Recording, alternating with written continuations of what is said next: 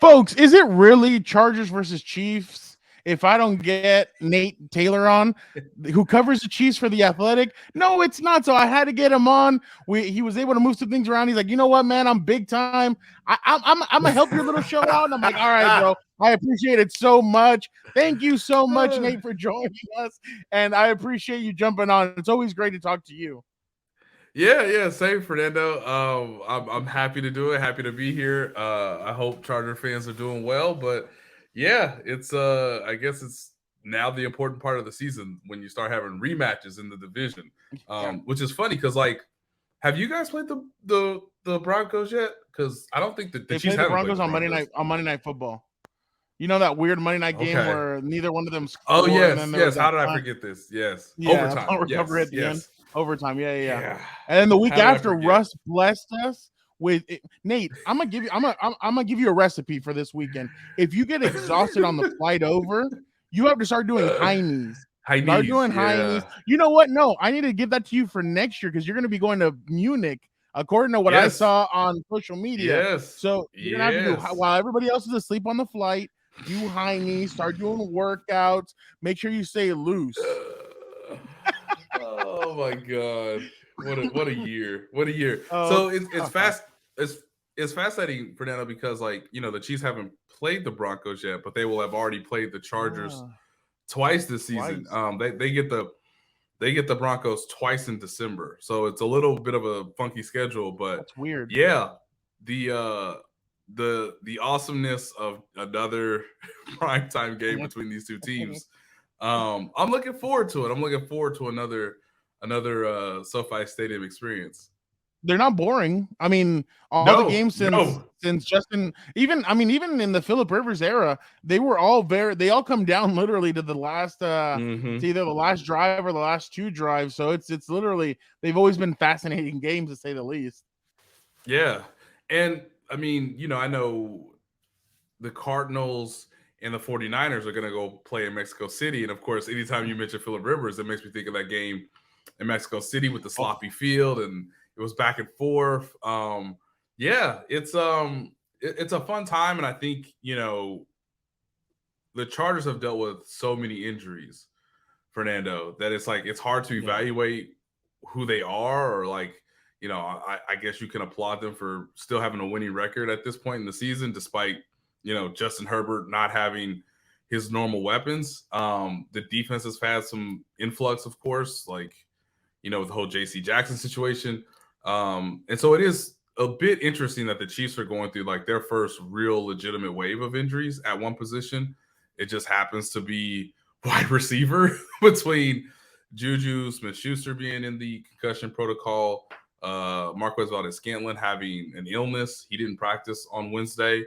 And yeah, now all of a sudden, what's going to happen with McCole Hartman, who missed last week game with an abdominal injury, and he didn't practice on Wednesday as well. So the top three wide receivers for the Chiefs all of a sudden are in question to at least, I think, in my opinion, Juju's probably not going to play. But they could go from maybe one guy not being there on Sunday night to all of a sudden their top three receivers not being available, which is, which might, please some Chargers fan because, it feels like every game they go into it with a significant two or three guys not available. Yeah. I hope you bring your cleats and your gloves because Andy Reid may ask you to play receiver on Sunday if some of he these doesn't guys want can't he go. doesn't want to he doesn't want to see these routes. Oh God, no. Uh, like if I got jammed at the line of scrimmage, yeah, my route's over. Yeah, I don't want to run anymore. Yep, he You're jammed like me. I'm sorry, coach. I'm not trying to throw shade or anything. People would think of shade. It's not. When Randy used to get jammed at the line, Randy Moss would be like, "All right, I'm done. Like either you're gonna let Yep. me, yeah, exactly. Just let me go, or I ain't gonna go." So, Yeah. but you bring up that point, and I mean, Patrick still did well even when those guys all went down on Sunday. It seems like he's kind of hit a new level this year. I mean, I know that obviously no Tyreek Hill. Tyreek's doing well over with Miami, but it still feels like Yep. it's still the same well-oiled machine. They're moving the ball. Travis Kelce still playing at a high level. Just can you talk about the maturation that you've seen from Patrick this year? Yeah, and the trade really forced that. I've written about it in the Athletic, but he's now had to reach, like you said, sort of a newer level in terms of making decisions, spreading the ball around. That's probably been his biggest statistical growth. And he sort of mentioned it at times, like, hey, last year, because Tyreek is so amazing, I would just try to get him the ball all the time. And of course, if the defense knows that, then you might be missing somebody that's open on the other side of the field, or maybe checking it down to a running back. He completed he completed a pass, Fernando, to 9 different receivers on Sunday. And I just felt really bad for the Jaguars, who were just, they didn't know where the ball was going. It's hard to say, like I've told you guys before, like, you can't blitz Mahomes, but if you can't blitz him and he spreads the ball around, then who do we cover? Who do we double team? Who do we give attention to in the secondary? It's really hard, right? I mean, one week, Justin Watson is scoring a touchdown against the Chargers, and then you don't see him for weeks. And then all of a sudden, when Juju goes out, now he's back into the lineup, catching a couple balls here and there. They traded for Kadarius Toney, the dynamic wide receiver that they got in a trade with the New York Giants. He scored his first NFL touchdown last week against the Jaguars, because the Jaguars are like, we've never seen him in the Chiefs offense. He wasn't on the team a month ago. I think Travis Kelce is still super duper productive. I think he leads tight ends in touchdown passes, or touchdown receptions, I should say.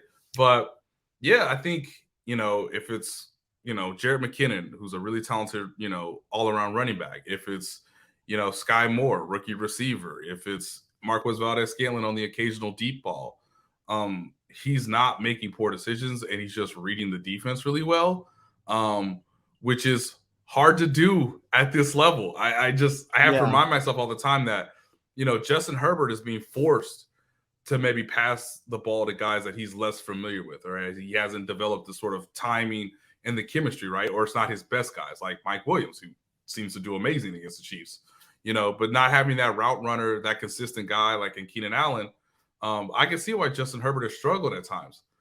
It's weird, man. Like, as you said, Juju wasn't on the field in the second half. Neither was McCole Hardman.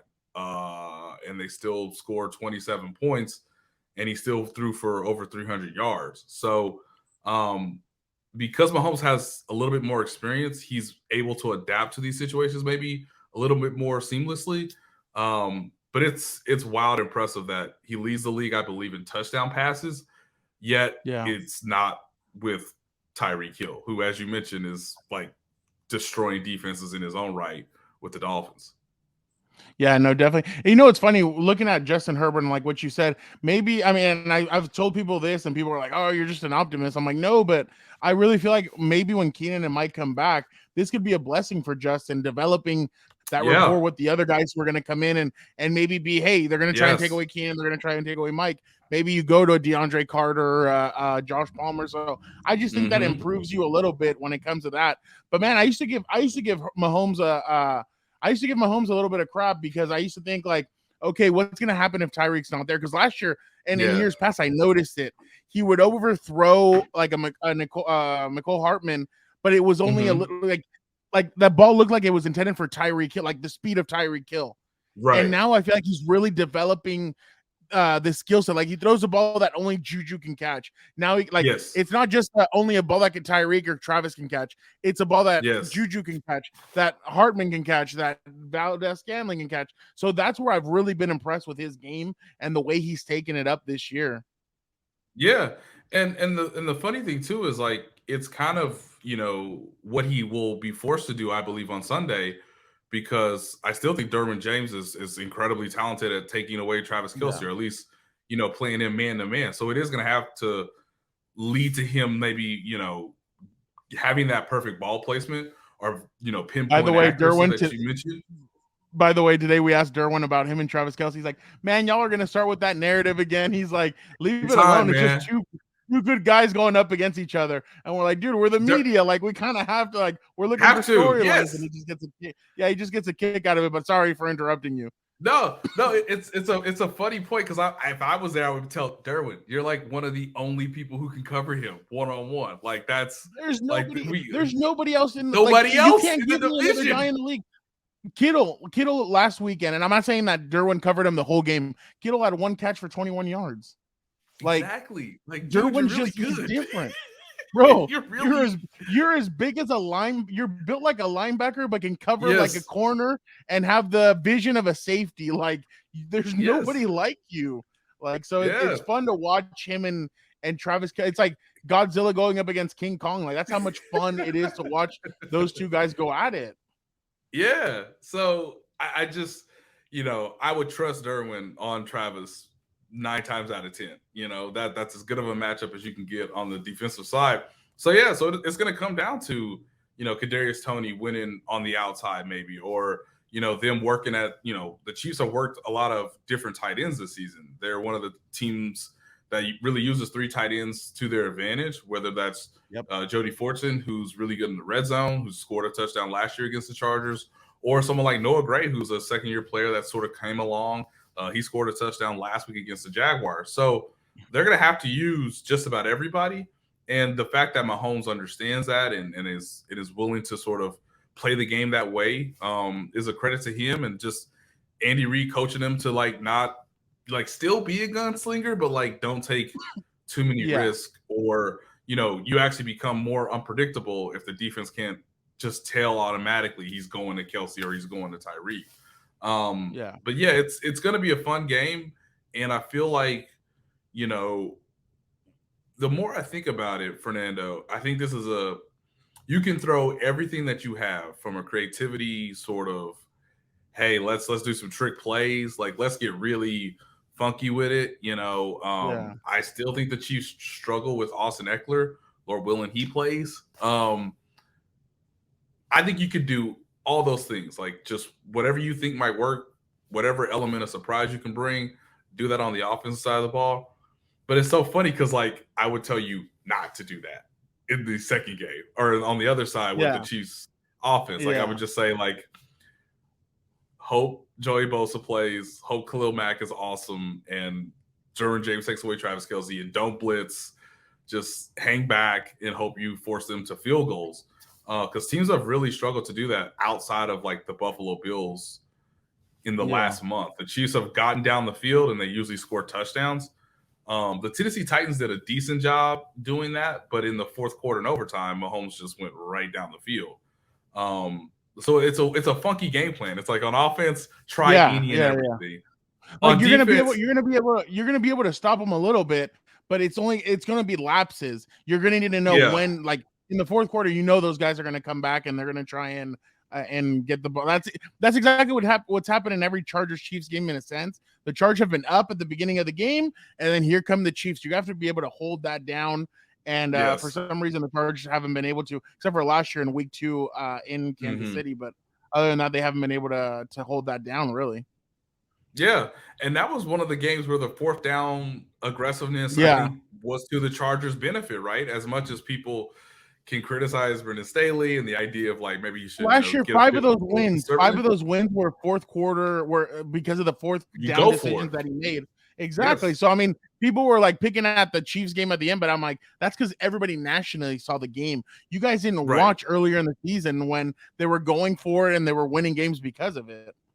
Yes, yeah, and so I would tell Staley keep doing it, force the Chiefs to stop you if you get 4 chances to get 10 yards or into the end zone. I Yeah. trust Justin Herbert enough at this point. I know the Chargers have struggled to score, so if you give them another chance, maybe they do convert. Because you're gonna have to score points. I think Yeah. the Chiefs won a game where they scored 20 against the Titans, but that's a rarity. You're gonna need to be in Yeah. the high 20s, high 30s usually to beat them. And so if you need to go for it on fourth down, if you need to have a flea flicker, or some element of trick plays or a double pass, or if you want to do heavy play action, throw it up, see if you get one-on-one with Mike Williams, that's all fine to me, from a schematic standpoint, where maybe it does give you an advantage or two. And the Chiefs secondary, for as competent as they are, they're not necessarily ball hogs.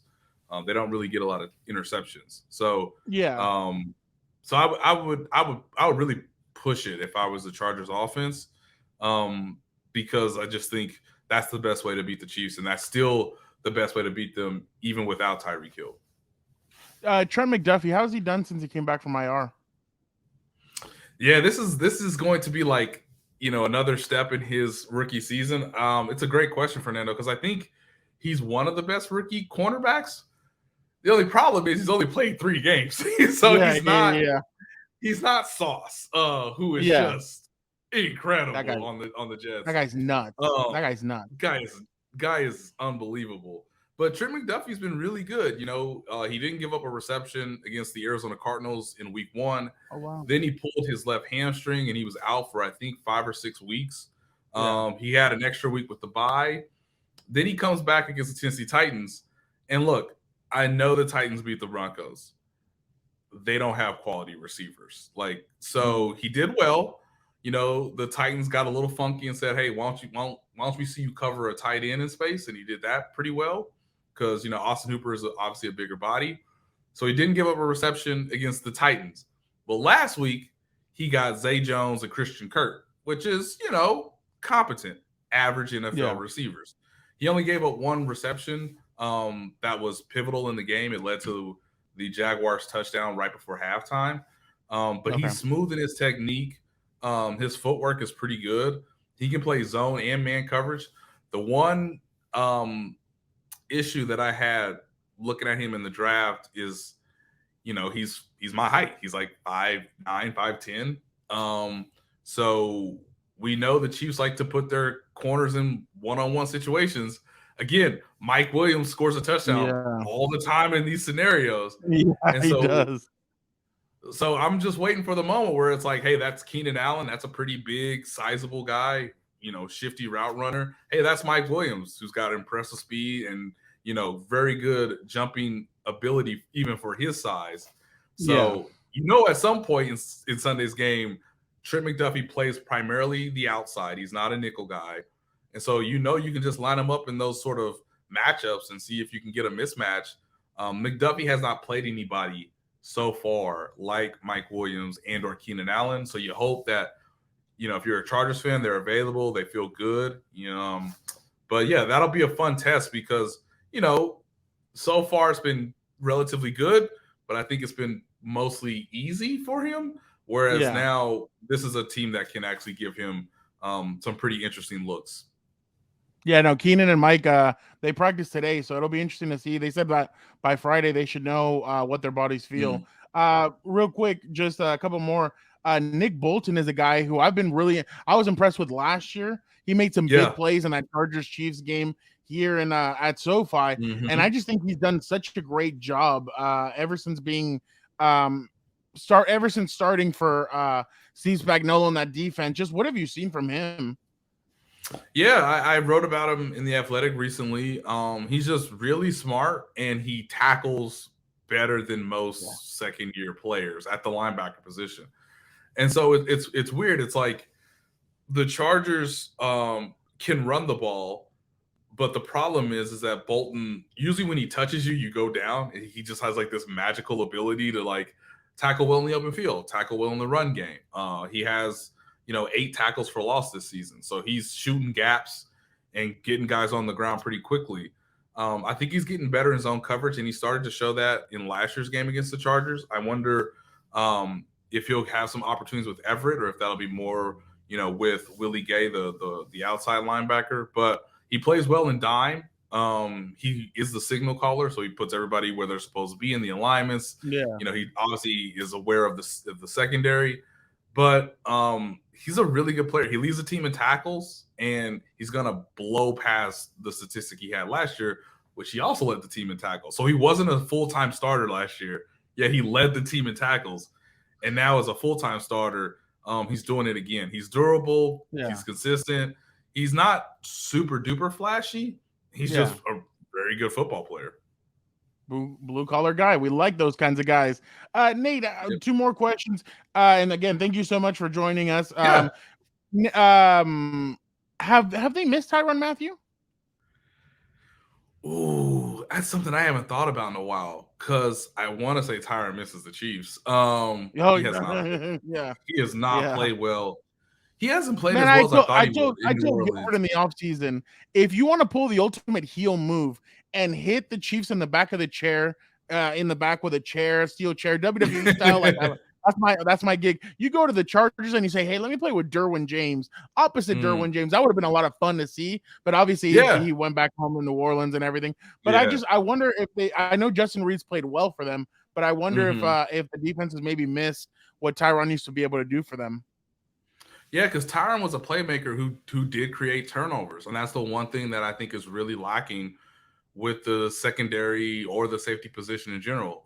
Juan Thornhill and Justin Reed are just, hey, solid. Don't let anybody get behind you, or if there is a big play, they do at least tackle. So it's not like they're taking poor angles and all of a sudden one broken tackle leads to like a 50-yard touchdown. Um, I do think that the Chiefs missed some of his versatility, but they felt like they got a younger version in Justin Reed. That hasn't totally held up, but Justin Reed has been, he's a fifth-year player who is also very good at tackling. He does a decent job at covering, so like there's going to be one-on-one opportunities, and he's done, I think, a fine job in that department.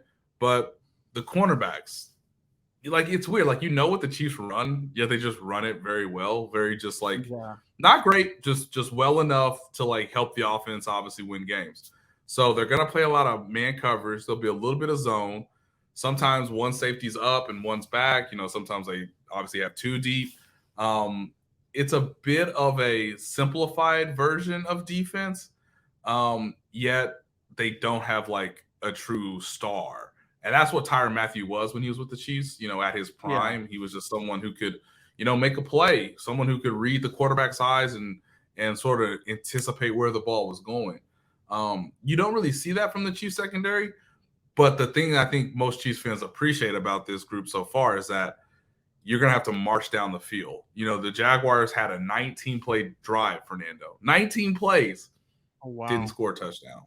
So you keep everything in front, you force the issue in the red zone, and if you execute in the red zone, you force the other team to kick a field goal. And the Chiefs will do that all the time. You're like, hey, we'll trade your 7 or our 7 for your 3. Like, you want to kick field goals? Great.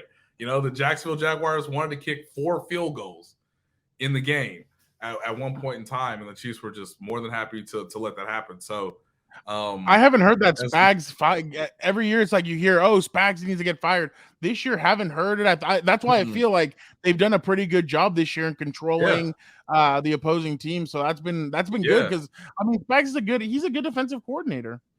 And he's all about blitzing and having exotic fronts where it's like, hey, there's 4 guys rushing on this side and there's only 1 guy over here, and how do you block that accordingly? And so I think they're a very good defense in terms of tackling. I think last year some people were questioning Spagnuolo because he was blitzing too much. Well, this time when he blitzes, at least there's someone behind the blitz to make a quality tackle. There hasn't been many games this year where I've looked up and been like, man, like all of a sudden that is a 20-yard game because 2 guys missed tackles. It's always a challenge when you face Derrick Henry because he can break anybody's tackles. But outside of him, they haven't had that issue, and they cleaned that up in the second half to win that game too. Like the Derrick Henry didn't get 200 yards like he did against the Houston Texans. So Spagnuolo deserves a lot of praise this year because there are so many rookies. Jalen Watson, Trent McDuffie, who we talked about earlier, Joshua Williams. These are all guys in the secondary playing cornerback. And obviously you have Nick Bolton, the second-year player, sort of controlling the entire defense in the middle. So they have a young rookie in George Karlaftis, who's a defensive end. He's been serviceable, but Spagnuolo had an issue of not being willing to coach and play younger guys, and then the Chiefs were like, well, what if we draft like 6 rookies and they all play? Like, can you coach them up? And so far he's coached them up pretty well. That's all. Well, Nate, last question from me. Who you got this weekend? In terms of who's gonna win? Yep. Yeah, I don't know. That's a toss-up. I will have a better idea Friday when we know who is you're gonna pull a Brandon. You're gonna pull a Brandon Staley on me, I guess. I really want to. You would think it's tough because I don't know who's playing. Yeah, I don't know who's playing receiver for the Chiefs. Well, we don't It's know who's hard going to play go receiver for the Chargers either. Chargers. So, yeah. Like Who's who? like if the Chargers win, I will agree. It will make it. It'll be a more exciting result if the Chargers win, just because. Yeah, then the race is on. It is close. You know, the Chiefs would have 3 losses by then. The Chargers still only have 4. They would And it kind not. of They feels would like the split. Chiefs always need a loss right around this time to kind of get them going before the playoffs start. That's usually how I've seen them. Like I remember Yeah, before that Mexico City game, they took a loss yeah, right before that Mexico City game against the Chargers, and that kind of got them jump started into the Mexico yep. City game, and then the rest of the season into the Super Bowl. And they never lost another game that year. Yep, I know. that is so true. That is so true. So look, Brendan Staley, let's see it, man. Joe Lombardi, I really want to see something creative and say how can we get to 30 points no matter how we do it. You know, I applaud Jacksonville last week. You know, Jacksonville started the game with an onside kick that they recovered. Yeah. You probably not going to surprise the Chiefs in that manner, but the Jags were like, what if we just steal a possession? And they did. Problem is they only scored 17 points, Fernando. So like be daring, be bold, but score 30. So I'm like, we're asking both things. If the Chargers score 30, I think they win. I really do. Because the Chiefs just haven't given that many points up in a while. And in a rivalry game, in a divisional game, if you want any chance of winning the AFC West, you need to, in my opinion, you need to score 30, get a couple turnovers and win the game. You did it last year in week 2. There's no reason to think you can't do it again. But you need 30 because Mahomes is he's going to have a couple plays that is going to infuriate Chargers fans. But he does that every week, guys. He literally does that every week. Exactly. Well, Nate, thank you so much for taking time to talk to us and everything. I know you're a busy guy, but I appreciate it so much. Can't wait to see you on Sunday so we can say what's up. Well, I haven't seen you since the combine, so it's been a little bit, but I appreciate you so much again. And guys, don't forget to go check out his work at by Nate Taylor on Twitter, right? Yes, sir. I think I got it right. I got it right. There you go. Go check out his great work. Go check out his stuff. It's amazing. Thank you again, Nate, so much for joining What's Up Bolts.